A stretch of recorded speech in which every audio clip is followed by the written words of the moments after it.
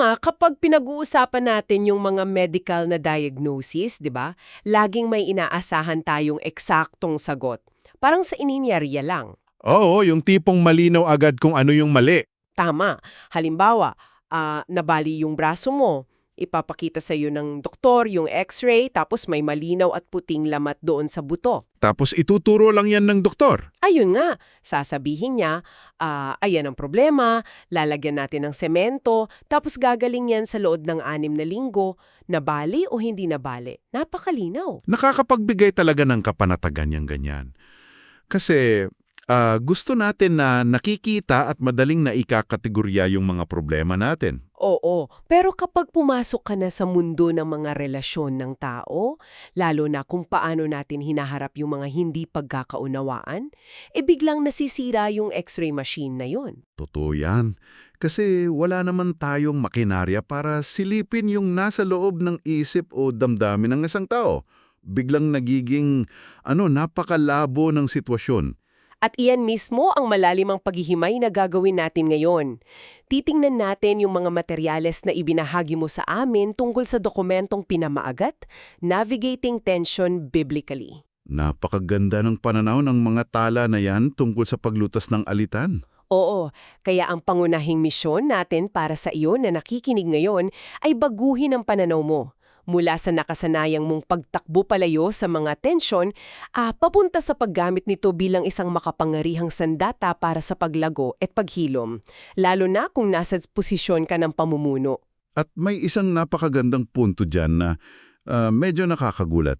Tungkol yan sa kung paano talaga nagsisimula ang isang alitan. Ay yung may pagdadabog o kaya sigawan sa isang meeting. Pero madalas, pumapasok yan ng napakatahimik. Isang huling reply sa text na sobrang tipid. Naku, yung mga K na reply. Oo, yung mga ganun. O kaya isang malamig na pakikitungo mula sa isang katrabaho na dati naman palaging bumabati sa iyo tuwing umaga. Tapos biglang hindi na mamansin, 'di ba? Parang may maling akala sa isang email na pinili na lang na wag pag-usapan. Eksakto! Yung tipong akala mo walang problema, pero ramdam mong may namumuong bagyo sa paligid. Kaya gusto kong ipaalala sa iyo na nakikinig, ang pagkakaroon ng ganitong uri ng alitan sa iyong grupo, pamilya o trabaho, hindi ibig sabihin yan, palpak ka bilang isang leader. Hindi talaga. Sa katunayan, sinasabi sa dokumentong ito na garantisadong mangyayari talaga ang tensyon kasi nga magkakaiba tayong lahat. Diba? Ang totoong anong klasing leader ka o anong klasing tao ka kapag dumating na ang alitan? Kaya bago pa tayo makabuo ng solusyon, kailangan muna nating alamin kung saan ba talaga ito nanggagaling. Bakit nga ba laging may tensyon kahit sa mga grupo ng mabubuting tao? Okay, himayin natin ito. May ginamit na napakagandang analohiya dyan sa teksto. Yung iceberg. Oo, yung sa karagatan. Tama. Kapag tumingin tayo sa isang iceberg, ang nakikita lang natin ay yung dulo ng yelo na nakalutang sa ibabaw ng tubig. Ito yung tinatawag na surface conflict o yung mababaw na bahagi ng alitan. Iyan yung mga nakikita nating dahilan ng pagtatalo, di ba? Oo, halimbawa, nagkainitan ang dalawang manager dahil magkaiba sila ng estilo ng pamumuno o kaya nagtalo dahil sa maling interpretasyon ng schedule. Madaling ituro yan kasi nakikita at naririnig natin. Para yan yung dulo ng iceberg na bumabangga sa barko, pero ang hindi natin namamalayan ay yung napakalaking bloke ng yelo na nakatago sa ilalim ng tubig. Yung hindi nakikita. Oo, iyon ang bumubuo sa 70% ng problema at ito yung root conflict o ang tunay na ugat. At ayon sa materyales, ang nasa ilalim nito ay kadalasang mga malalalim na emosyon. Tulad ng ano? Mga bagay tulad ng pride o pagmamataas, takot na mapahiya, o kaya yung mga hindi natugunang inaasahan, yung mga unmet expectations. Grabe, ang lalim pala talaga. Oo. At kung titingnan natin yung teolohiya ng alitan mula sa aklat ng Genesis, Kabanata 3, ang pinakaunang alitan hindi sa pagitan ng tao. Nagsimula ito bilang isang patayong alitan. Patayo. Ibig sabihin sa pagitan ng tao at ng Diyos? Eksakto. Kapag nasira ang relasyong iyon, yung pinagkukunan mo ng halaga at security, magsisimula kang maghanap ng mga bagay na yan sa ibang tao. Naiintindihan ko. At dahil hindi perpekto ang mga katrabaho o kapamilya natin, hindi nila maibibigay yun. Kaya magkakaroon ng sisihan, masisira ang pahalang na relasyon natin sa kapwa, pati na rin sa sarili natin. Tama, ipinapaliwanag yan ng maalos ni Santiago sa Kabanata 4, Talata 1. Sinasabi doon na ang mga alitan ay nagmumula sa mga nagtatatalong pagnanasa sa loob mismo natin. Pero teka, gusto ko lang i-push back ng konti. Ibig bang sabihin nito, bawat maliit na pagtatalo, halimbawa tungkol sa schedule o meeting, isa na agad na malalim na theological crisis? Magandang tanong yan. Hindi naman lahat ay krisis, pero lahat ay refleksyon ng kondisyon ng ating puso. Halimbawa, may team leader na sumabog sa galit dahil na late ng 10 minuto ang isang miyembro. Sa ibabaw tungkol sa oras yun, di ba? Oo, pero sa ilalim, baka ang totoong issue ay ang pakiramdam ng leader na hindi siya iginagalang. Yung takot na magmukhang mahina sa harap ng iba. Hanggat oras lang ang pinag-uusapan nila, hindi mareresolba yung tunay na lamat. Kaya pala, ang pag-aayos lang ng mababaw na problema ay parang pagpipintura ng isang pader na inaanay. Maganda lang tingnan panandalian. Oo, amoy bago pa yung pintura. Pero sandalan mo lang ng konti, guguho at guguho rin dahil bulok na yung loob. At dahil nga nakakatakot harapin ang malalalim na ugat na ito, napakadaling piliin na lang na umiwas. Dito papasok yung pagkakaiba ng pag-iwas sa paggawa ng totoong kapayapaan. Ibabato ko ulit ito sa iyo na nakikinig. Madalas kasi, akala natin kapag walang nag-aaway, may kapayapaan na. Ito yung tinatawag sa teksto na peacekeeping o peking kapayapaan. Pinoprotektahan lang nito ang ating komportabling kalagayan. Dadala ito sa isang mahalagang tanong. Kasi ang pag-iwas ay hindi talaga nagpapanatili ng kapayapaan Pinagpapaliban lang nito ang tensyon. Totoo yan. Ang true peacemaking o ang totoong paggawa ng kapayapaan ay ang matapang na pagharap sa alitan na may halong pag-ibig, tulad ng ginawa ni Kristo.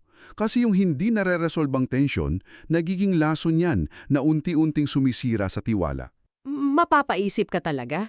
Sa isang kulturang laging nagmamadali, tapos laging pinapahalagahan ang pagiging mabait o yung pakisama, hindi ba parang mas madali at mas mabait tingnan kung mananahimik na lang tayo? Parang mas madali, oo. Pero ang katahimikan na walang katotohanan ay hindi kapayapaan. Isa lang itong ilusyong. Pinapayagan mong lumaki yung distansya ninyo hanggang sa tuluyan na kayong magkahiwalay ng loob. Kung hindi pala maganda ang umiwas, paano ba natin ito haharapin ng hindi nakakasira ng relasyon? Dito nagbibigay si Jesus ng isang napakaklaro na blueprint mula sa Mateo Kabanata 18. Iisa-isahin natin yan. May 4 na hakbang na itinuturo ang teksto. Ang una, private conversation o pribadong pag-uusap. Para protektahan ang dignidad ng tao, di ba? Eksakto. Bago ang lahat, pag-usapan niyo muna ng sarilinan. May halimbawa dito sa teksto na napakaganda. Ipagpalagay natin na may isang volunteer na laging huli sa deadlines. Imbes na ipahiya mo siya sa isang group email na nakasisi ang lahat ng boss. Na madalas nangyayari ngayon. Oo nga Imbes na gawin yun, kakausapin mo siya ng pribado. Ano bang nangyayari? Pwede ba nating pag-usapan? Ganyan. Ibinibigay mo sa kanya yung pagkakataon na magpaliwanag na hindi agad siya nadedepensa. Pero kung hindi gumana iyon, papasok yung ikalawang hakban. Magdala ng 1 o 2 saksi. Para saan naman yung mga saksi? Para pagtulungan siya? Hindi. Sila ay nandoon bilang mga neutral na tagapakinig para sa kalinawan at pagiging patas upang masigurado na malinaw ang tunay na sitwasyon. Okay. Paano kung patuloy pa rin ang pagmamatigas? Diyan napapasok ang ikatlong hakbang, idulog sa komunidad o sa liderato. Kasi nakakaapekto na siya sa buong grupo. Tama. Kailangang gumawa ng aksyon ang pamunuan para maprotektahan ang pagkakaisa ng komunidad. At kapag wala pa rin, heto yung ika-4 na hakbang na medyo mabigat pakinggan. Tratuhin daw sila na parang tax collector o baguhin ang definisyon ng inyong relasyon.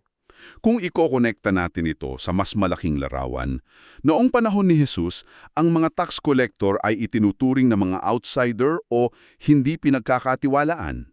Kaya iisipin ng iba't itatakwil na tuluyan. Hindi ganon. Kasi kung titingnan natin kung paano tinrato ni Jesus ang mga tax collector, hindi niya sila itinakwil. Inabot niya sila ng may biyaya at pagmamahal. Ang pagtatakda ng boundaries ay hindi ibig sabihin ay pagtatakwil.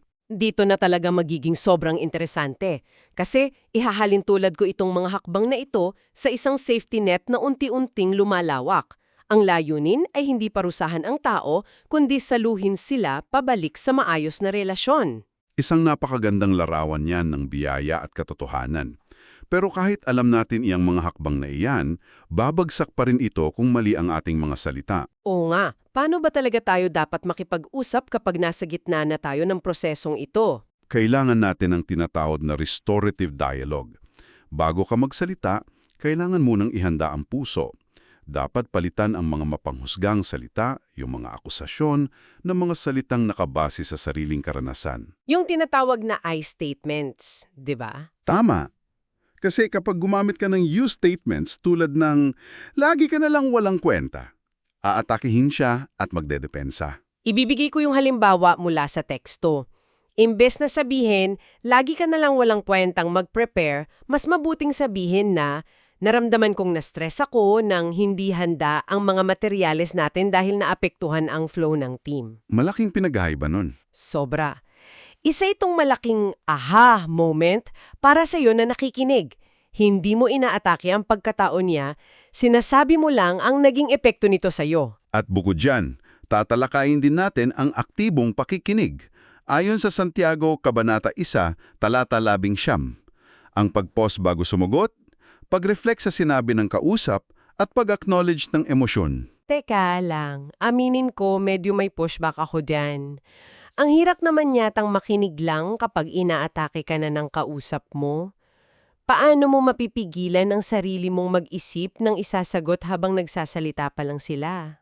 Mahirap talaga yan kasi ang pakikinig ay hindi lang isang soft skill. Isa itong seryosong espiritual na disiplina at pagpapakumbaba. Kapag pinili mong makinig para maintindihan sila at hindi para ipagtanggol ang sarili mo, nagbibigay ka ng espasyo para humupa ang galit. Okay. Transition tayo ng kaunti. Ipagpalagay nating nagkausap na ng maayos, nagkapatawaran na. Tapos na ba ang problema? Hindi pa doon nagtatapos ang lahat, di ba? Hindi pa. Kailangan natin ng aksyon. Kailangan nating intindihin ang pagkakaiba ng resolution kumpara sa restoration. Yung pagresolba at pagpapanumbalik? Oo, ang resolution, tumatapos lamang sa mismong pagtatalo, humupa na ang emosyon, ngunit ang restoration ay ang tuluyang pagpapagaling ng relasyon. At para diyan, kailangan ng kombinasyon ng kapatawaran at accountability o pananagutan. Binibigyang diin sa teksto na ang tiwala ay muling nabubuo hindi sa isang iglap. Hindi nakukuha sa isang sorry lang. Tama, nakukuha ito sa pamamagitan ng maliliit at tuloy-tuloy na hakbang ng katapatan at bukas na komunikasyon. Kaya, ano ba talaga ang ibig sabihin nito para sa iyo? Ang pagpapatawad ay hindi nangangahulugang ibabalik agad ang lahat sa dati ng walang mga bagong boundaries at pananagutan. Kung may nangupit sa kumpanya, mapapatawag mo siya bilang tao pero hindi mo ibibigay agad sa kanya ang susi ng vault kinabukasan. Naku, totoong-totoo yan. At habang ibinubuod natin ang paglalakbay natin ngayon, ang alitan pala ay hindi katapusan ng pagkakaisa. Hindi siya pader. Oo, isa itong pintuan patungo sa mas malalim at mas totoong relasyon kung harapin natin ito ng may katotohanan at biyaya. At bago tayo magtapos, gusto ko naming iwanan ng isang huling kwento mula sa teksto. Ang kwento ni Abigail mula sa 1 Samuel Kabanata 25. Napakabandang kwento nito. Nakita ni Abigail ang paparating na alitan dahil sa asawa niya, pero hindi siya naghintay na lumala ito bago kumilos. Namamagitan siya ng maaga at may karunungan para pigilan ang mas malaking pinsala. Oo, hindi siya naging duwag. Sinalubong niya ang tensyon para magdala ng kapayapaan. Kaya ito ang huling nakakapukaw na kaisipan para sa iyo. Ano ang mga tensyon o alitan sa buhay, pamilya o trabaho mo ngayon na naghihintay ng matapang mong pagpansin? Paano kung ang tensyon na iniiwasan mo, ngayon ay ang mismong pagkakataon na gagamitin para hubugin ang iyong karakter? Abigail, sa sitwasyong iyan ngayon, isipin mo yan. Maraming salamat sa pagsama sa amin sa malalim na pagsusuring ito. Hanggang sa muli.